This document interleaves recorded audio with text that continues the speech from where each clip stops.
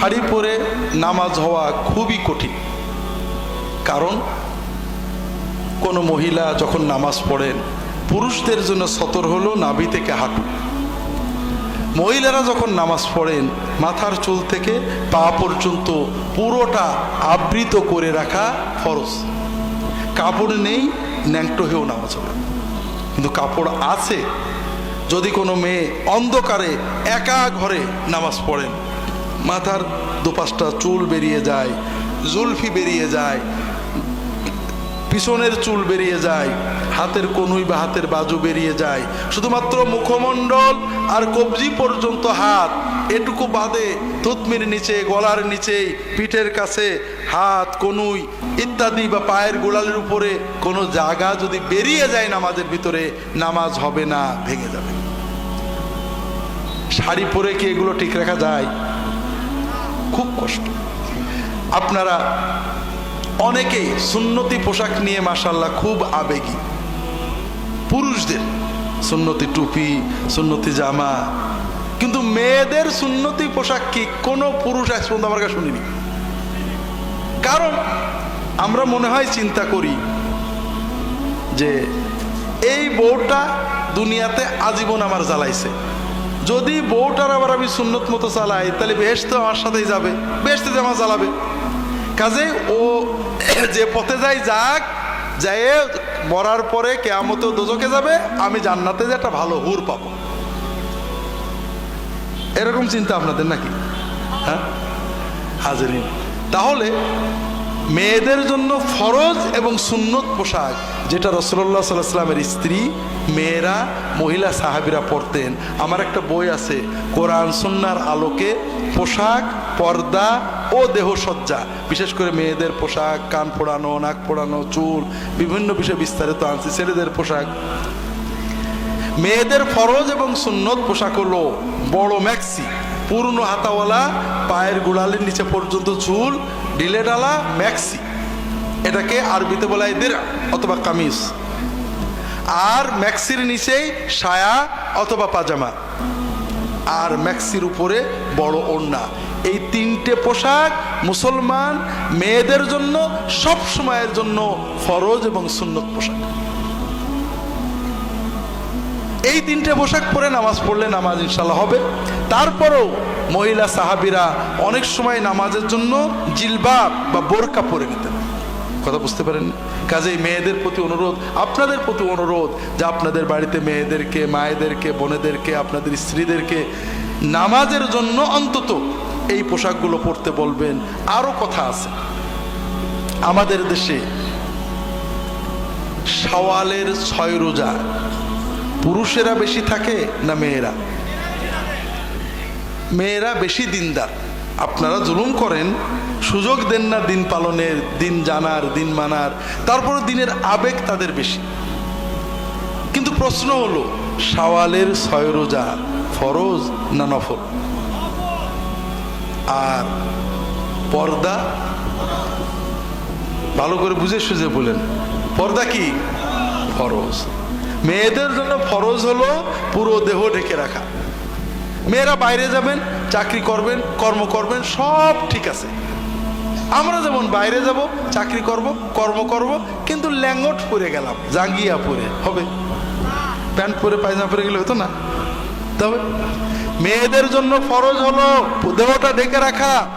যদি কোনো মেয়ে বাড়ির ভিতরে দূরের আত্মীয়, দুলা ভাই, ভাসুর, দেওর, চাচাতো ভাই, খালাতো ভাই, তাওই, বেয়াই, এদের সামনে যায়, কিন্তু শরীর বেরিয়ে থাকে, চুল বেরিয়ে থাকে, কান বেরিয়ে থাকে, দেহ বেরিয়ে থাকে, হাতের কনুই বা কোনো কিছু বেরিয়ে থাকে, অথবা বাইরে গেছে বোরকা পরেনি, শরীর বেরিয়ে আছে, কান, চুল, হাত, বাজু বেরিয়ে আছে, থুতনির নিচে বেরিয়ে আছে, মাথায় কাপড় নেই, যেভাবে পর্দা ডেকে রাখা ফরজ, এই রকম কোনো অঙ্গ বাইরে বের করে যদি কেউ বাড়ির বাইরে যায় অথবা বাড়ির ভিতরে দূরের আত্মীয়ের সামনে যায়, প্রতি সেকেন্ডে একটা করে মহা কবিরা গুনাহ ওই মহিলা এবং তার আব্বা আম্মা বা স্বামীর আমলনামায় লেখা হতে থাকে।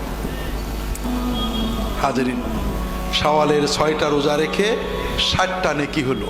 আর ওই 6 দিনেই বেপর্দা চলে 60,000 কবিরা গুনাহ হলো, লাভ হলো না লস হলো? লস হলো। এখন প্রশ্ন হলো, এই লস করলাম কোনো স্বার্থে না বেকার? কিছু কিছু গুনাহ আমরা করি যে গুনার ভিতরে স্বার্থ আছে। যেমন ওজনে কম দিয়ে 200 টাকা লাভ করলাম, অন্তত গুনাহ হলেও 200 টাকা পকেটে আসলো, ঠিক না বেঠিক? কিন্তু বেপর্দা চলে কি লাভ? বেপর্দা চললে কি রিক্সাওয়ালা ভাড়া কম নেই? স্কুল কলেজে বেতন কম নেই? দোকানদার জিনিসের দাম কম নেই? আমি হিসাবপত্র করে বেপর্দা চলার কিছু ফায়দা দেখেছি। একটা হলো, যেটা একটু আগে বললাম, ফ্রি গুনাহ পাওয়া যায়, বিনা কষ্টে গুনাহ পাওয়া যায়। আরো একটা সুবিধা আছে, আমাদের সমাজে বাবা মাকে ভালোবাসে মেয়েরা বেশি না ছেলেরা? সত্যি কথা বলেন, কিন্তু আপনারা তো জালেম। মজা হলো মায়েরাও জুলুম করে। সেটা কি? সম্পত্তি ছেলেদেরকে দেয়, মেয়েদের দেয় না। আছে নাকি আপনাদের দেশে? এই কাজ করলে কিন্তু ঈমান থাকবে না। আমরা শুধু পরের ভুল ধরি, নিজে যে আগেই দোদকে বসে আছে হুঁশ নেই। নামাজ বিশক্ত কাজা করেছেন, ধূমপান করেছেন, আল্লাহ কি বলে মদ খেয়েছেন, আল্লাহ মাফ করতে পারে তওবা করলে। তওবা না করলেও আল্লাহ মাফ করতে পারে বিভিন্ন কারণে। কিন্তু আপনি আপনার মেয়ের পারে জুলুম করে তার হক বঞ্চিত করে গেছেন। আপনার মেয়ে যদি মাফ না করে কোনোদিন মাফ পাবেন না। আর মনে করেন না যে কিয়ামতের দিন ফাঁকি ঝুঁকি দিয়ে মেয়েদের মাপ নেব, অত সহজ না। তো ভাইরা, মেয়েদেরকে বঞ্চিত করে বাবারা মায়েরা, এর চেয়ে বড় জালেম আর হারামখোর বাবা মা আর নেই। তারপরেও মেয়েরা বাবা মাকে বেশি ভালোবাসে। মা জমি দিয়ে যায়নি, তারপরেও দেখা যায় মেয়েটা বাপ মার জন্য গরিব দুঃখীর সৎকা করে। আছে না নেই? আছে। এই যে মেয়ে বাবা মাকে এত ভালোবাসে, সেই বাবা মাকে ফ্রি গুনাহ পাঠানো যাচ্ছে। কথা বোঝেননি? মেয়েরা যখন এই গুনাহগুলো করে, বাবা মার কারণে যেহেতু করে, এই গুনার হিস্সা অংশ বাবা মার কাছে যায়। এটা হলো প্রথম লাভ। প্রথম লাভটা কি? ফ্রি গুনাহ পাচ্ছি। দ্বিতীয় আর একটা লাভ আছে, এটাও ফ্রি। সেটা হলো আল্লাহর ফেরেশতারা লানত করে, অভিশাপ করে। যখন কোনো মেয়ে বেপর্দা সেজে গুজে কসমেটিক মেখে, খুশবু মেখে, পাউডার মেখে বাইরে যান, আল্লাহর ফেরেশতারা অভিশাপ দেয়। তৃতীয় লাভটা সবাই পাবে না, যার ভাগ্য ভালো। আপনি কি হেরার আলোয় আলোকিত হতে চান? আপনি কি সুন্নার আলোকে জীবন গড়তে চান? প্রফেসর ডক্টর খন্দকার আব্দুল্লাহ জাহাঙ্গীর রচিত কোরআন সুন্নাহ ভিত্তিক জীবন ঘনিষ্ঠ বইগুলো পড়ুন, সুন্দর জীবন গড়ুন। ইসলামী আকিদা, হাদিসের নামে জালিয়াতি, ইহয়াউস সুনান, রাহে বেলায়েত সহ আরো অনেক বই। কোরআন সুন্নাহর সাথে থাকুন, জীবন বদলে যাবে। যোগাযোগ as-Sunnah Trust 01715400640। সেটা হলো ইফ টিজিং বলি না আমরা, অথবা হ্যারাসমেন্ট গুলো পর্দানুসীন মেয়েদের বেশি হয় না বেপর্দাদের হয়? তো ভাইরা, আমরা পরের দোষ ধরবো না, একটু বুঝি। আমাদের সমাজে এই হ্যারাসমেন্ট গুলো বাড়ছে না কমছে? বাড়ছে। নৈতিক অবক্ষয় বাড়ছে না কমছে? আমরা হয়তো এটা বন্ধ করতে পারবো না, কারণ এটা যারা বাড়াচ্ছে তাদের অনেক টাকা, অনেক ক্ষমতা। টিভিগুলোর মালিক তারা, আন্তর্জাতিক মিডিয়াগুলো তাদের হাতে। তারা এই যুবক যুবতীদেরকে বেহায়া করে অবক্ষয়ের মাধ্যমে অনেক লাভ করছে, সাম্রাজ্যবাদী লাভ, অর্থনৈতিক লাভ।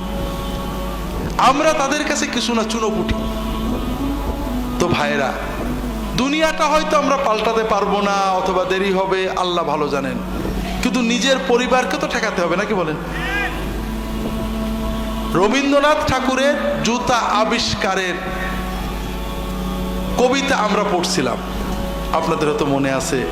রাজা তার মন্ত্রীকে বললেন যে আমার পায়ে ধুলো লাগে, এটা বন্ধ করো। মন্ত্রী বলল তো কোনো ব্যাপার না, পুরো দেশ ঝাড় দিয়ে দেব।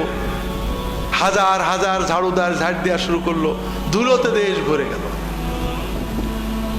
তখন মন্ত্রী বলল, অসুবিধে নেই, আমি পুরো দেশটা চামড়া দিয়ে ঢেকে দেব, তাহলে আর রাজার পায়ে ধুলো লাগবে না। কিন্তু হিসাব করে দেখা গেল দেশ তো দূরের কথা, একটা গ্রাম ঢাকারও গরু নেই, চামড়া লাগবে তো অত চামড়া কোথায় পাওয়া যাবে? মন্ত্রী তো বেকার, রাজা বলেছে না হলে কতল করে দেব। এমন সময় এক মুচি আসছে, মুচি রাজার দরবারে ঢুকবে। এই তুমি কি চাও? হুজুর আমি এই আপনার এই সমস্যার একটা পরামর্শ দেব। মন্ত্রী বলছে, বড় বড় সব পণ্ডিত হেরে গেল, তুমি মুচিয়ে যাও তো। রাজা বলছে না, আসতে দাও, আসুক। কি বাবা তুমি কি বলবে? ও মুচি কিছু না বলে রাজার পায়ের কাছে বসছে, বসে ওর ঝোলার ভিতর থেকে দুটো চামড়া বের করেছে, বের করে দুই পায়ে দুটো চামড়া বেঁধে দিয়েছে, দিয়ে বলছে, রাজা মশাই পুরো দুনিয়া চামড়া দিয়ে ঢাকা যায় না, নিজের পাটা ঢেকে রাখলেই পায়ে ধুলো লাগাবো। এর আগে মানুষ জুতো চিনত না, ওই সময় থেকে জুতো চিনত। কথা বোঝেননি তো ভাইরা?